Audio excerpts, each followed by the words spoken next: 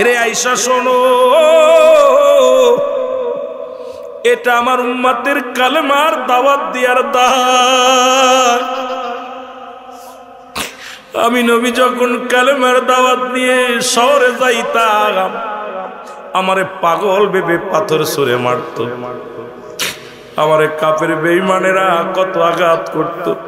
ওই পাথরের আঘাতে আঘাতে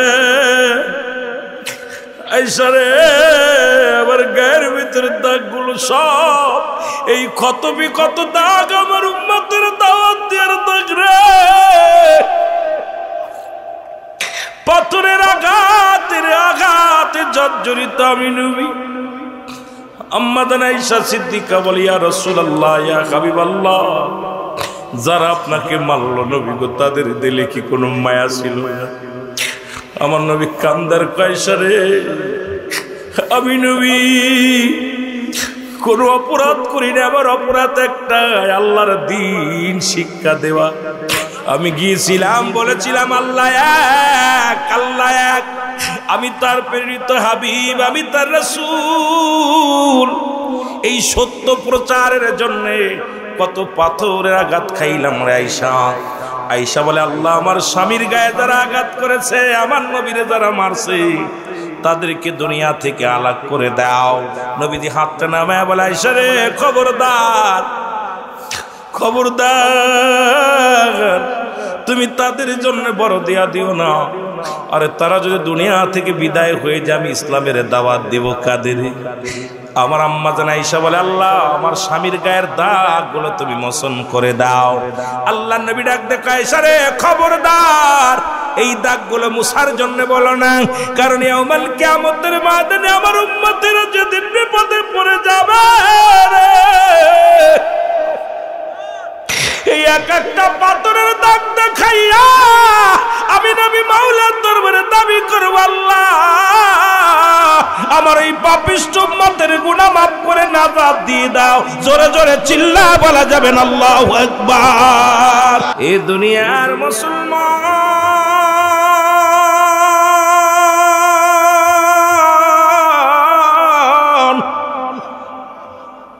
কারণ পৃথিবীর মধ্যে আসার একটা সিরিয়াল আছে, যার কোনো সিরিয়াল নাই।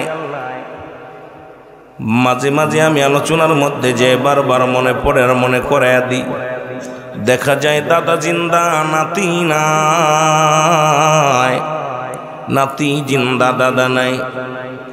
বাবার লাশ সন্তানের কাঁধে, সন্তানের লাশ বাবার কাঁধে। এই দুনিয়ার মধ্যে লাশ বহনকারী ব্যক্তি জানে বাবার লাশটা কত ভারী।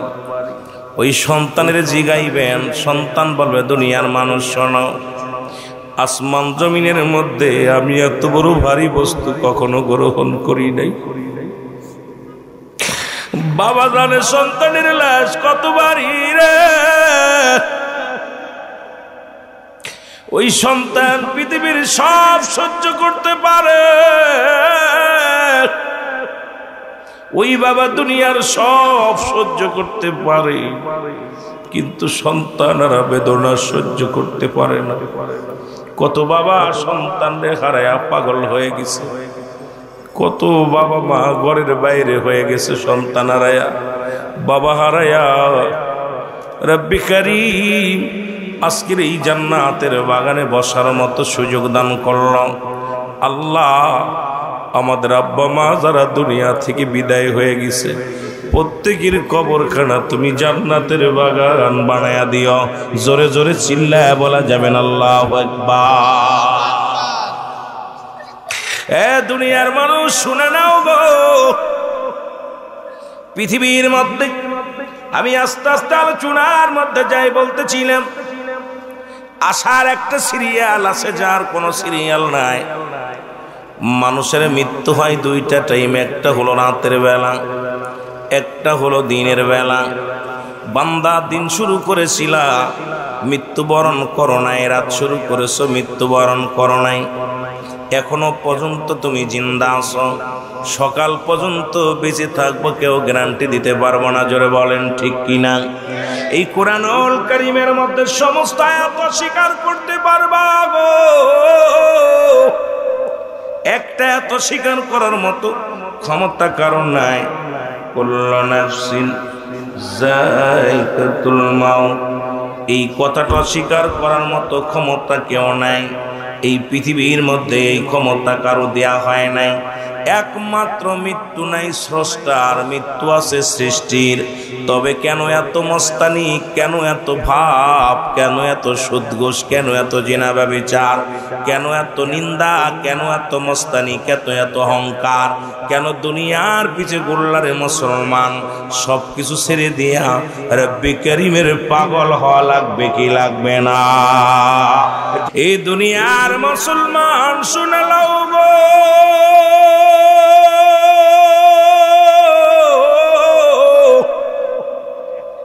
আমরা এক নবীর উম্মত, এক আল্লাহর বান্দা বান্দি, জোরে বলো ঠিক কিনা? তবে কেন এত ভেদাভেদ? একই তো, কেন হিন্দু মুসলিম বিদ্ধ, আজকে বদ্ধ এত ভেদাভেদ? সবার গায়ের মধ্যে তো একই রক্ত, একই জান, নামের সঙ্গে অনেক মিল আছে, সিয়ারার লগে মিল আছে। এত মতের বিরোধিতা কারণ মুসলমান।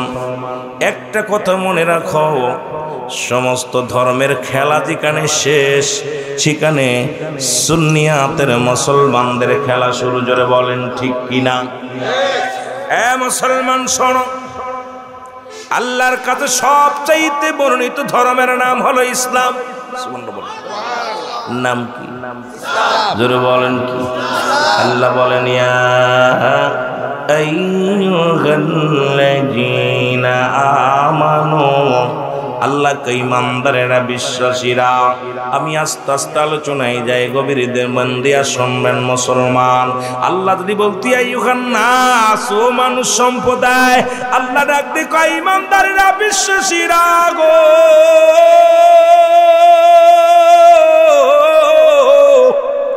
তোমরা কি করো? পরিপূর্ণভাবে প্রবেশ করো, দাখিল হও কিসের মধ্যে? ফিসিলমে কাফা, পরিপূর্ণভাবে প্রবেশ করো ইসলামের মধ্যে। জোরে জোরে বলো মারহাবা। যেখানে সব দলের কথা বাদ দিয়ে আল্লাহ কায় ঢুকতে কয় কিসের মধ্যে? ইসলামের মধ্যে। আর ইসলামের মধ্যে যিনি ঢুকবেন তিনি হলো মুমিন, তিনি হলো মুসলমান।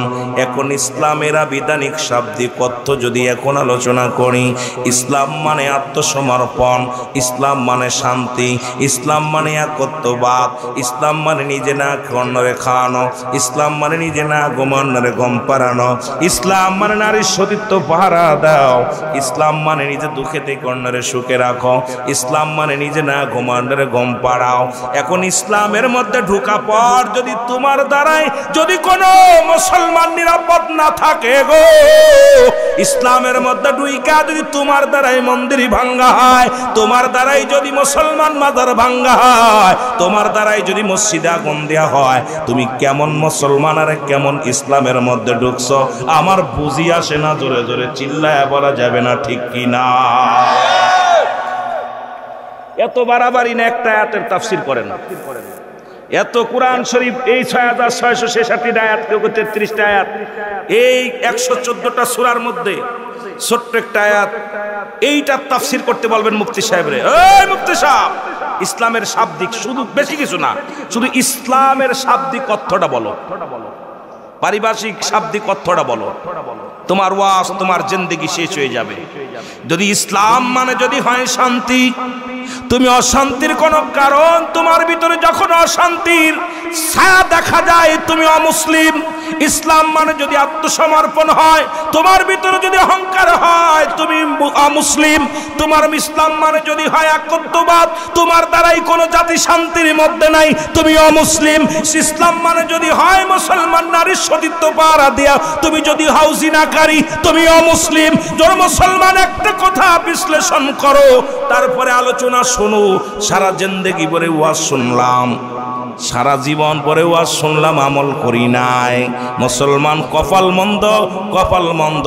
কারণ রাসূলের আদর্শ ছিল আহলে বায়াতের মধ্যে, রাসূলের আদর্শ ছিল মুসলমান আল্লাহ আমার ছিল নবীর সাহাবীদের মধ্যে, রাসূলের আদর্শ ছিল তাবেঈদের মধ্যে, রাসূলের আদর্শ আছে আল্লাহর ওলিদের মধ্যে, রাসূলের আদর্শ আছে হক্কানি উলামা পীর মাশায়েখদের মধ্যে। সেই আদর্শ যদি তোমার মধ্যে না থাকে তুমি কিসের মুসলমান? বুঝি আসে না? জোরে জোরে চিল্লায় বলো ঠিক কিনা। 82টা শাব্দিক অর্থ আসছে, 80 থেকে 82টা ইসলামের আবিধানিক শাব্দিক অর্থ। যে সমস্ত মুফতি মুহাদ্দিস সাহেব আছেন 80 থেকে 82টা শাব্দিক অর্থ আসছে। আজকে আপনি মাজার ভাঙতেছেন, মসজিদে আগুন দিতেছেন, এরপরে আপনি মানুষকে অত্যাচার করতেছেন, আঘাত করতেছেন, কিসের? আপনি তো মুসলমানের খাতা থেকে 1 নম্বরে নাম কাটা। আপনি তো মুসলমান হলে আপনার দ্বারাই তো কোনো ক্ষতি, আপনার দ্বারাই কাউকে কষ্ট দিয়া, কাউকে দুঃখ দিয়া, কাউকে যন্ত্রণা দিয়া এটা জীবনেও করা সম্ভব না। তার মানে আর বুঝতে বাকি নাই। আমার একটা কথা বারবার মনে পড়ে, আল্লাহ যেহেতু কয় পুরোপুরি মুসলমান না হয়ে কবরে আসিস না, তাহলে আমাদের মধ্যে হাফ মুসলমান আছে। কথা কেন? যেহেতু আল্লাহ কইছে পুরোপুরি মুসলমান হইতে, তাহলে হাফ মুসলমান আছে না? ফুল না হয়ে আসিস নে, তাহলে ফুল না হয়ে যদি কবরে যায় কপালে কষ্ট আছে। জোরে বলেন ঠিক কিনা? বাবারা ভিতরে এসে বসেন, আমরা আস্তে আস্তে আলোচনায় চলে যাই, ডুব দেব আস্তে আস্তে মহব্বতের আলোচনায়। মদিনা দেখতে পারলাম না, মদিনা যাইতে পারলাম না, মদিনা দেখতে পারলাম না, মদিনা আমি অসহায় তাই এত দূরে রই, বলো অসহায় তাই এত দূরে রই, দূর থেকে সালাম জানাই, শুধু দূর থেকে সালাম জানাই, মদিনায় যাইতে পারলাম না, মদিনা। আরো জোরে বলেন, মদিনা যাইতে পারলাম না, মদিনা আমি অসহায় তাই এত দূরে রই, বলো অসহায় তাই এত দূরে রই, দূর থেকে সালাম জানাই, বলো দূর সালাম জানাই, মদিনায় যাইতে পারলাম না, মদিনা। মদিনার নাম কত মধু,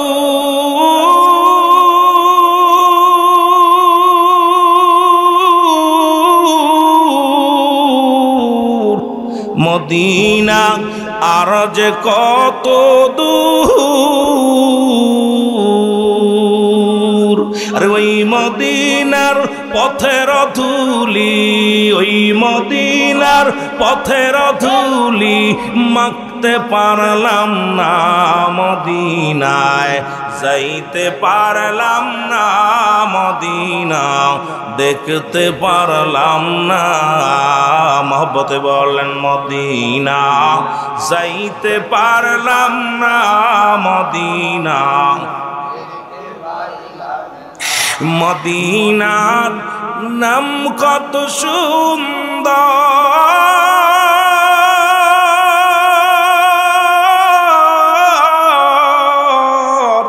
মদিনা কেরে সে অন্তর,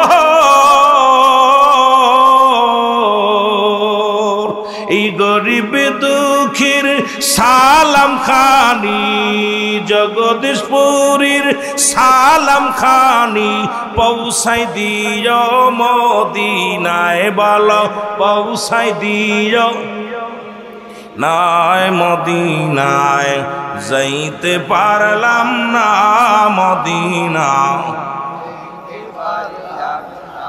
আমি অসহায় তাই এত দূরে রই, বলো অসহায় দূর থেকে সালাম জানাই, শুধু দূর থেকে নাই মদিনা যাইতে পারলাম না মদিনা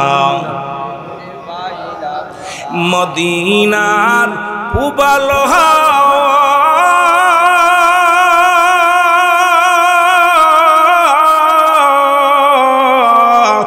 পশ্চিমে কই রাসে ধা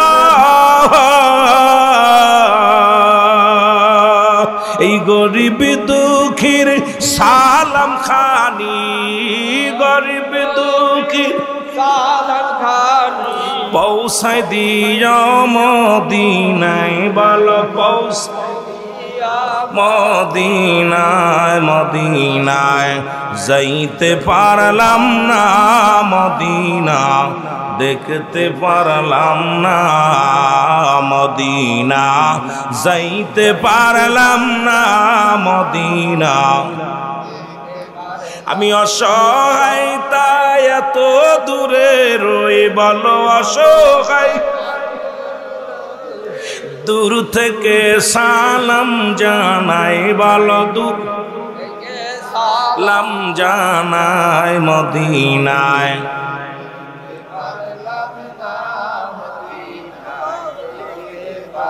এ দুনিয়ার মুসলমান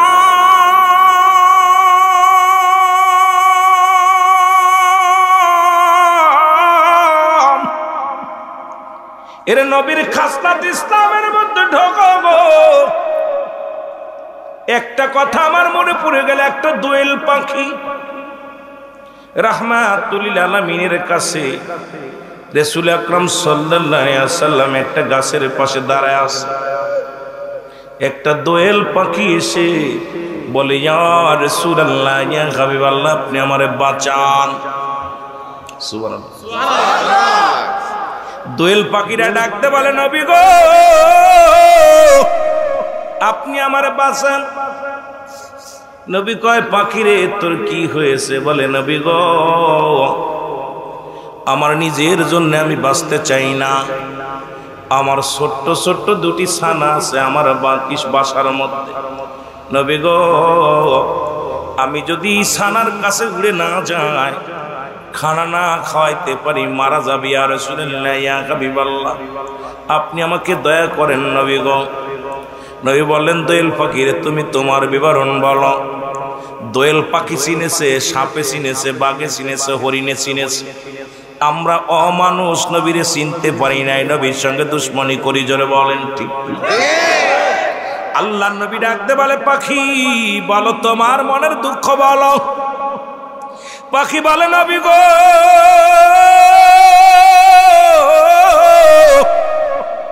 সেই সকাল থেকে ওই বাস পাখিটা আমার পিছু নিছে আমারে খাওয়ার জন্যে বাস পাখিটা আমারে দাবড়ায় আনছি ইয়া রাসূলুল্লাহ ইয়া হাবিবাল্লাহ পৃথিবীর কোথাও নিরাপদ জায়গা পাই নাই আমার নবীর কদম খানা আমার জন্য নিরাপদ কারণ নবী শুধু মানুষের নবী নয় নবী কুল কায়নাতের নবী নবী মানবের নবী দানবের নবী আরে আমার নবী গোটা বিশ্ববাসীর জন্য রহমত এই জন্য আল্লাহ বলে মা আরসালনাকা ইল্লা রাহমাতাল লিল আলামিন জোরে বলো মারহাবা আল্লাহ নবী ডাকতে বলে পাখি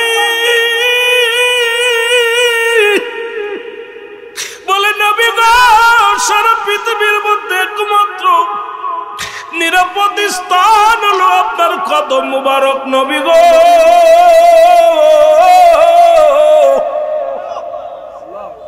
ওই বাস পাখি আমারে ধরে খেয়ে ফেলবে নবী গো সারাদিন দৌড়াইছি কোথাও আশ্রয় পাই না আপনার কদমের মধ্যে আশ্রয় নিয়েছি নবী বলে দাঁড়াও বাস পাখিরে বাস পাখি তোমারে খাবে না দোয়েল দাঁড়াও দোয়েল পাখিরে ডাকতে বলে দোয়েল বাস পাখি তুমি এর দাবড়াও বলে হুজুর আমিও নিরুপায় আজ 3টা দিন অনাহারে 3টা দিন আমি কোনো খাবার পাই না ক্ষুধার্ত অবস্থায় আছি নবী গো ক্ষুধার যন্ত্রণায় আমি ছটফট করি নবী গো আমার এত ক্ষুধা লাগছে আমি সব বলে গেছি। আমার সামনে যখন ওকে পেয়েছি আমি ওকে ধরে খাওয়ার জন্য দোষ শুরু করেছি। ইয়া রাসূলুল্লাহ, ইয়া হাবিবাল্লাহ, আমার নবী বলে বাস পাখি রে, তুমি ওরে খাবে, কিন্তু ওর দুটি বাচ্চা ছানা দুটি আছে, তার কি উপায় হবে?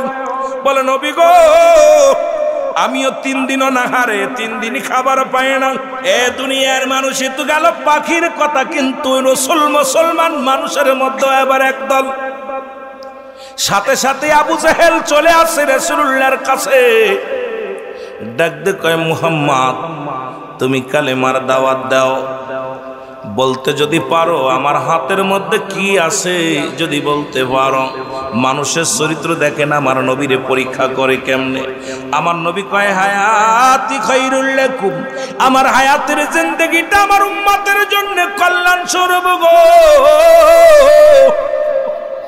আর এই কল্যাণময় উম্মতিরা কত বড় বাতবার শুনেলাম।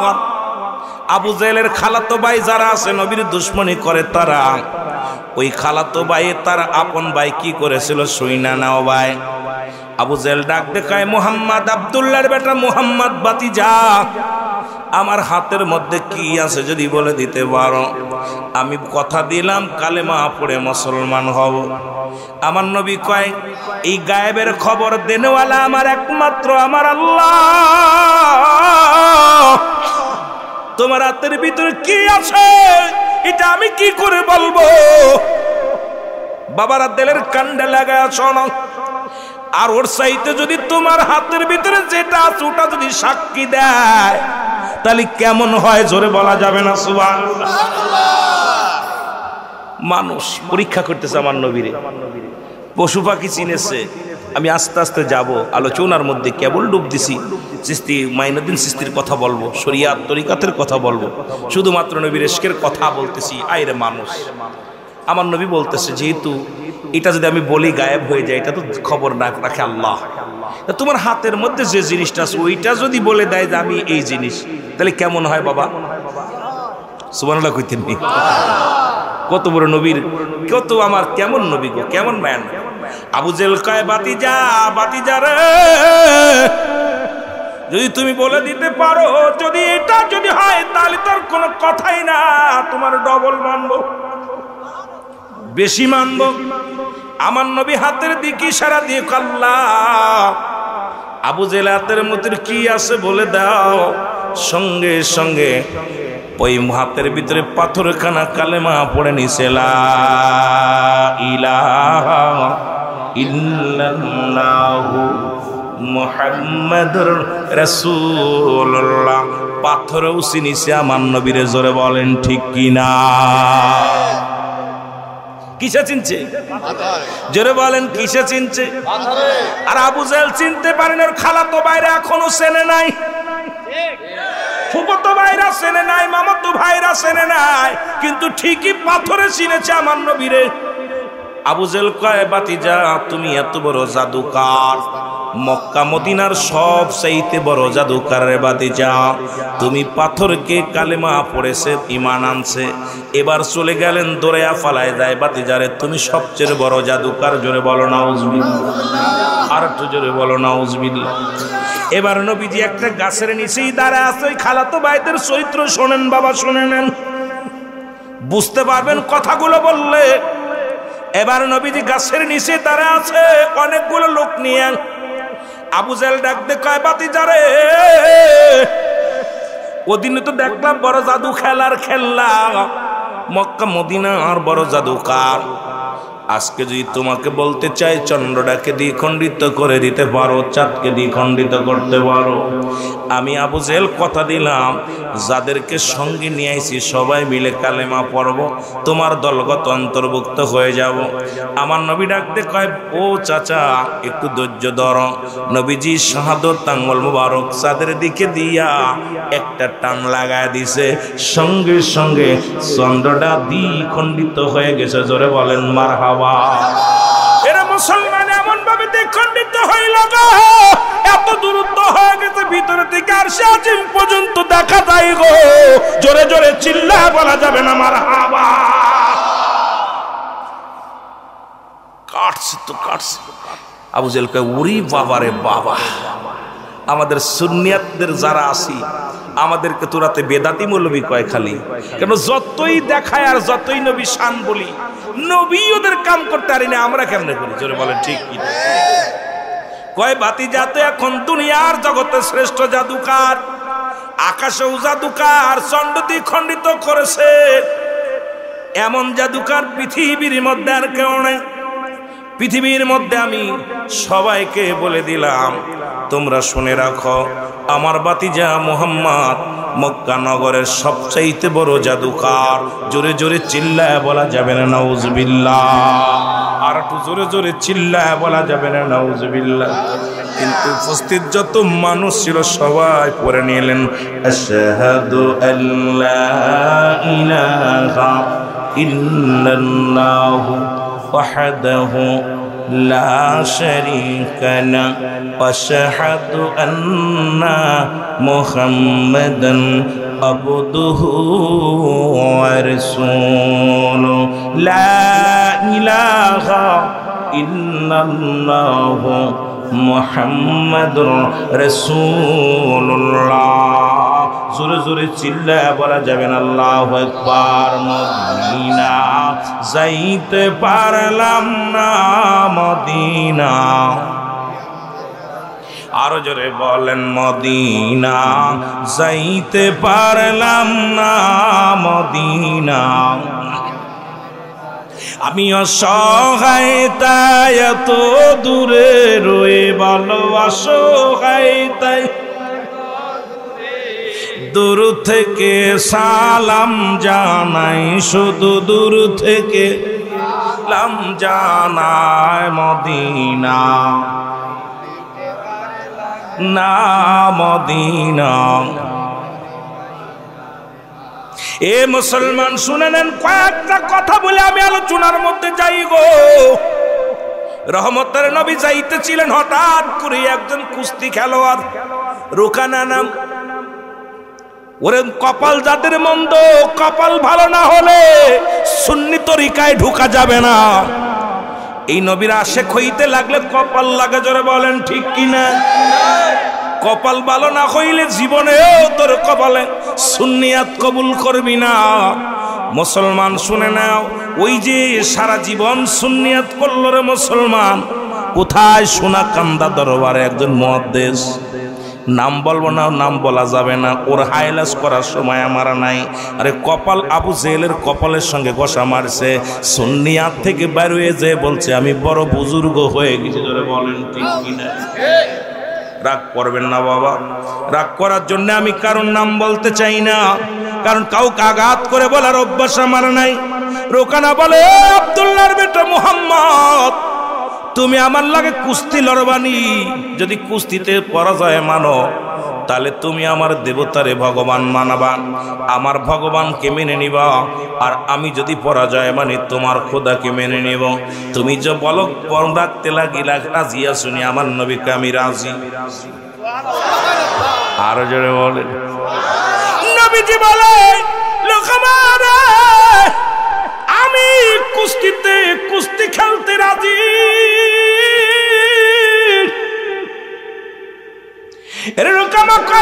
মুহাম্মদ, আমাকে দেখে মক্কা মদিনার কোন মানুষ আমার মুখের সাথে চোখের সঙ্গে চোখ মিলে কথা বলে না, আমাকে দেখে দূর থেকে পালায়। মক্কা মদিনার এমন কোন কুস্তিবীর নাই আমার সাথে লড়াই করবে, আমাকে পরাজয় মানবে, আর তুমি আসছো আমার সঙ্গে কুস্তি খেলতে। আমার নবী কয়, আমি রাজি তোমার সাথে কুস্তি করতে। জোরে বলা যাবে না? আল্লাহর নবীর সঙ্গে লেগে গেলে রাসূলুল্লাহ একটা ধাক্কা মেরে দিছে, পড়ে গেছে। জোরে বলেন সুবহানাল্লাহ। আর একটা ধাক্কা মারিয়া যখন পড়ে গেছে, রোকামার এবার বুকের পরে রাসূলুল্লাহ পা দিয়ে দাঁড়ায় আছে।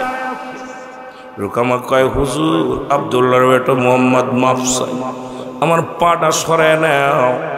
ও মুহাম্মদ, আমার মন বলে বিশাল একটা পাথরের চাপা আমারে দিয়েছ, আমারে মাফ করে দাও। আমার ভগবান আমার দিকে তাকাই নাই, আমার ভগবান আমার তাকাই নাই, এই জন্য আমি এবার পরাজয় মেনেছি। তোমার আল্লাহ তোমার দয়া করছে, দোয়া করছে, তোমার দিকে তাকাইছে, এই জন্য তুমি জয় হয়েছে, আমি পরাজয় মেনেছি। আর একবার আমার সুযোগ দাও। জোরে জোরে চিল্লায় বলা যাবে না আল্লাহু আকবার। আমার নবী ডাকতে কয় রুকো রুকো মারা, শোন শোন, কারণ আল্লাহর কোনো শরীক নাই, সুতরাং ওই দেবতা আল্লাহর কোনো অংশ নয়। আল্লাহ বলেন আল্লাহুস সামাদ লাম ইয়ালিদ ওয়া লাম ইউলাদ ওয়া লাম ইয়াকুল লাহু কুফুয়ান আহাদ। জোরে জোরে চিল্লায় বলা যাবে না আল্লাহু আকবার। আমার সাথে পড়েন কুল হুয়াল্লাহু আহাদ আল্লাহুস সামাদ লাম ইয়ালিদ ওয়া লাম ইউলাদ ওয়া লাম ইয়াকুল লাহু কুফুয়ান আহাদ। আল্লাহ ডাকতে বলে হাবিব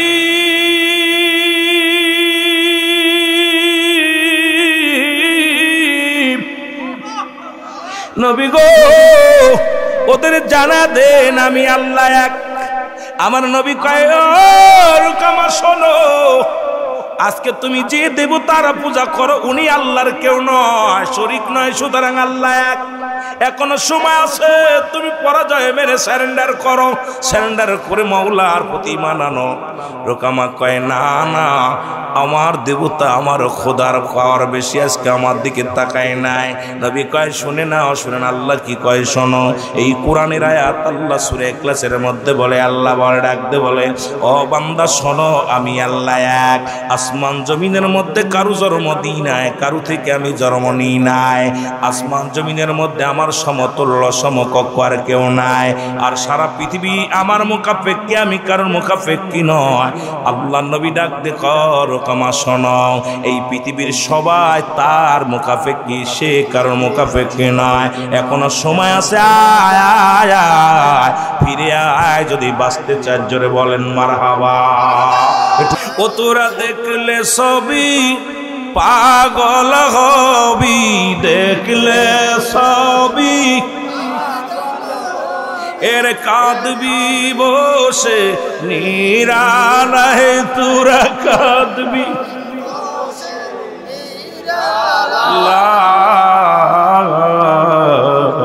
আমার দয়াল নবী যেই দেশে ঘুমায়, আমার মায়ার বাজান রে। নবীর এসকে কথা বলতে গেলে কষ্ট লাগে বেশি। নবীর জন্য যে আমার নবীর তো আশেকরা বুঝতে পারিনি এখন। আর যে নবীর গায়ে কোনোদিন মশা মাছি লাগে না, সেই নবীর এই মানুষ হয়ে কেমনে পাথরের আঘাত পর্যন্ত করেছে। এরা মানুষ। একটু আগে আমার ভাই বলছে রাসূলুল্লাহ লাশ মুবারক পর্যন্ত চুরি করতে চেয়েছিল।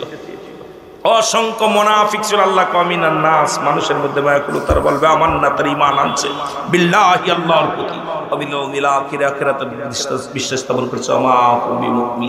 আমরা আস্তে আস্তে কোরআন থেকে, কোরআন কি বলে, তাফসির কি বলে, আস্তে আস্তে একটা আয়াতের তাফসির করলে তো রাত শেষ বাবা।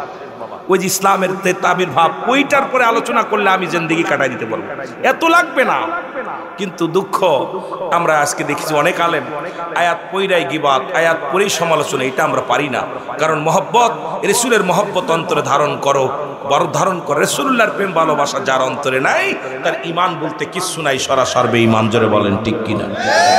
ও তোরা দেখলে সবই পাগল হবি, তোরা দেখলে কাঁদবি বসে নিরালায়, তোরা কাঁদবি আমার জিন্দা নবী যেই দেশে ঘুমায়, আমার মায়ার নবী। আরে প্রেম যদি করবি রে মন, বল প্রেম যদি করবি রে মন, সব সেরে চল মদিনায়, তোরা সব আমার দয়াল নবী সেই দেশ। আম্মা জান আয়েশা বলতেছিল, দুনিয়ার মানুষ শোন, তোরা যারা ইউসুফকে দেখে হাত কেটে ফেলেছিলি, তোরা যদি ওই জামানায় আমার হাবিবকে দেখতে, আমার নবীরে দেখতে, কাটতে কাটতে কলিজা কেটে ফেলাতি, তাও টের পাইতি না। আমার নবীর এত রূপ, এত চেহারা, এত গুণ ছিল। এরে তৎকালীন জামানায় ইউসুফ আলাইহিস সালামের রূপ দেখে মানুষ পাগল হয়ে গেছিল। আর আমার নবীরে যদি ওই জামানায় দেখতো মানুষ, এরা সব পাগল হয়ে যেত। যদি বলেন ঠিক কিনা? ও তোরা দেখলে সবই পাগল হবি, দেখলে একটু সাউন্ড আবার, একটু সাউন্ড আবার দেন। কাঁদবি বসে নিরালায়, তোর কাঁদবি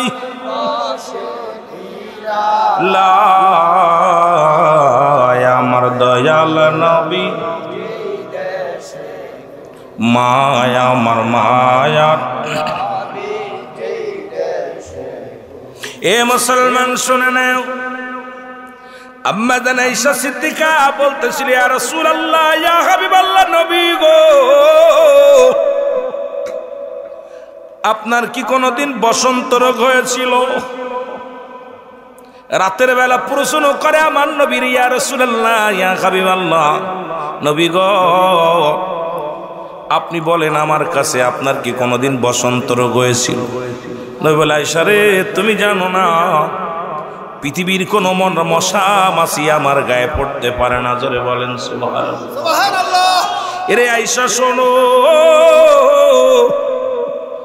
এটা আমার উম্মতের কালেমার দাওয়াত দেওয়ার দাগ।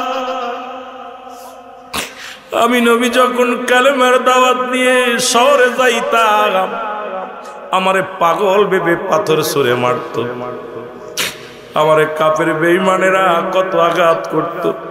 ওই পাথরের আঘাতে আঘাতে আয়েশা রে, আমার গায়ের ভিতরে দাগগুলো সব এই ক্ষত বিক্ষত দাগ, আমার উম্মতের দাওয়াত দেওয়ার দাগ রে। পাথরের আঘাতের আঘাতে জর্জরিত আমি নবী। আম্মা জান আয়েশা সিদ্দিকা বলে, ইয়া রাসূলুল্লাহ, ইয়া হাবিবাল্লাহ, যারা আপনাকে মারলো নবী গো, তাদের দিলে কি কোনো মায়া ছিল না? আমার নবী কান্দার আয়েশা রে, আমি নবী কোনো অপরাধ করি না, আমার অপরাধ একটা, আল্লাহর দ্বীন শিক্ষা দেওয়া। আমি গিয়েছিলাম, বলেছিলাম আল্লাহ এক, আল্লাহ এক, আমি তার প্রেরিত হাবিব, আমি তার রাসূল। এই সত্য প্রচারের জন্য কত পাথরের আঘাত খাইলাম রে আয়েশা। আয়েশা বলে, আল্লাহ আমার স্বামীর গায়ে যারা আঘাত করেছে, আমার নবীরে যারা মারছে, তাদেরকে দুনিয়া থেকে আলাদা করে দাও। নবীজি হাতটা নামায় বলে, আয়েশা রে, খবরদার, খবরদার, তুমি তাদের জন্য বড় দেয়া দিও না। আরে তারা যদি দুনিয়া থেকে বিদায় হয়ে যায়, আমি ইসলামের দাওয়াত দিব কাদের? আমার আম্মা জান আয়েশা বলে, আল্লাহ আমার স্বামীর গায়ের দাগগুলো তুমি মোচন করে দাও।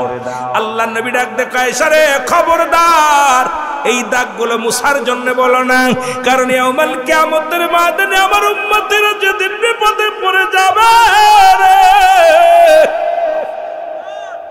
এই এক একটা পাথরের দাগ দেখাইয়া আমি নবী মাওলার দরবারে দাবি করব, আল্লাহ আমার এই পাপিষ্ঠ উম্মতের গুনাহ মাফ করে নাজাত দিয়ে দাও। জোরে জোরে চিল্লা বলা যাবে না আল্লাহু আকবার। এ তোরা দেখলে সবই পাগল হবি, তোরা দেখলে সবই এরে কাঁদবি বসে নিরালায়, তোরা কাঁদ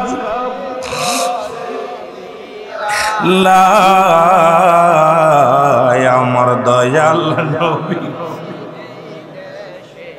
তোরা প্রেম যদি করবি রে মন, বল প্রেম যদি করবি রে মন, সব সেরে চল মদিনায়, তোরা সব সে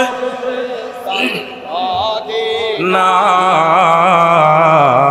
আমার দিনের রাসূল যেই দেশে ঘর, আমার সেরা দেন আমার ভগবান এবার আমার দিকে তাকাই নাই, আপনার খোদা আপনারে সাহায্য করছে, আমারে সাহায্য করে না।